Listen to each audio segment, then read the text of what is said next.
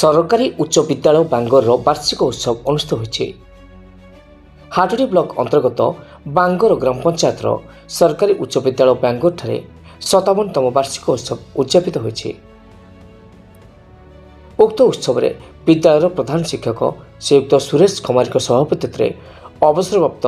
Block शिक्षा अधिकारी श्रीयुक्त धनेश्वर खंडे मुख्य अतिथि भाव अग्रणी स्वेच्छासेवी संगठन एसीबी फाउंडेशन काहालियागढ़ प्रतिष्ठाता तथा समाजसेवी श्रीयुक्त अलेख चंद्र बेहरा स्वतंत्र अतिथि भाव अवसरप्राप्त ब्लॉक शिक्षा अधिकारी श्रीयुक्त चतुर्भुज पही मुख्य वक्ता भाव सम्मानित अतिथि तथा अवसरप्राप्त प्रधान शिक्षक तथा साहित्यिक नारायण चंद्र लेखा अवसरप्राप्त शिक्षक श्रीयुक्त अनंत चरण बंधाणी अवसरप्राप्त खेल शिक्षक अनंत चरण राउत प्रधान शिक्षक तथा शिक्षक सह कर्मकर्ता श्रीयुक्त सुरेंद्रनाथ राउत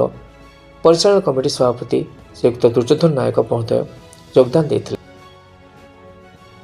मंचासीन अतिथि मान द्वारा जगतजननी माँ तारिणी फटोचित्र में प्रदीप प्रज्वलन पूर्वक पुष्पमूल्य अर्पण करने पर स्वागत संबर्धना एवं छात्र छात्री मन मध्य सम्यक अभिभाषण प्रदान कराइला।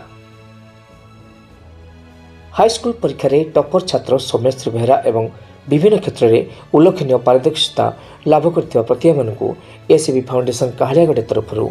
बटम फाइल सहित पाठ्योपकरण ट्रॉफी एवं स्टील पानी बोतल पुरस्कार स्वरूप प्रदान कराइला। कार्यक्रम शेष में उक्त उत्सव में विद्यालय कुनि कुनि कलाकार नहीं सांस्कृतिक कार्यक्रम अनुष्ठित होता। Bureau report OTN TV. ACB foundation प्रतिष्ठाता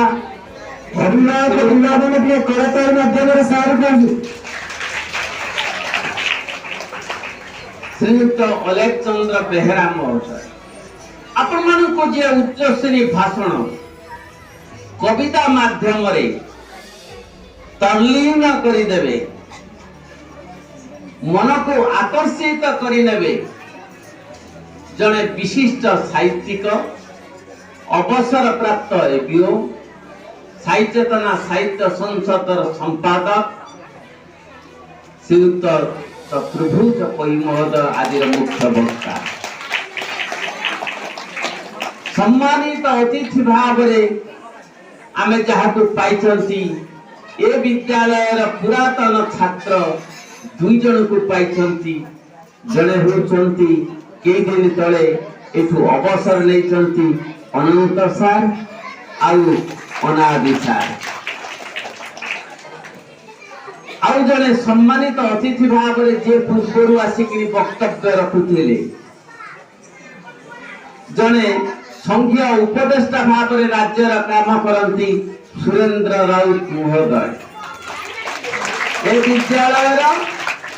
chairperson Duryodhan नायक बाबू आउ जड़े ए गाँव उदीयमान युवक ये विद्यालय भित्ति स्थापन जो सब नुआ नुआ घर हो माध्यम एक कथा चली आज से मंचासीन अच्छा सान भाई सुबोध पंडा महोदय आउ छात्र छात्री ग्रामवासी अभिभावक समस्त को मोर कथा मान्य।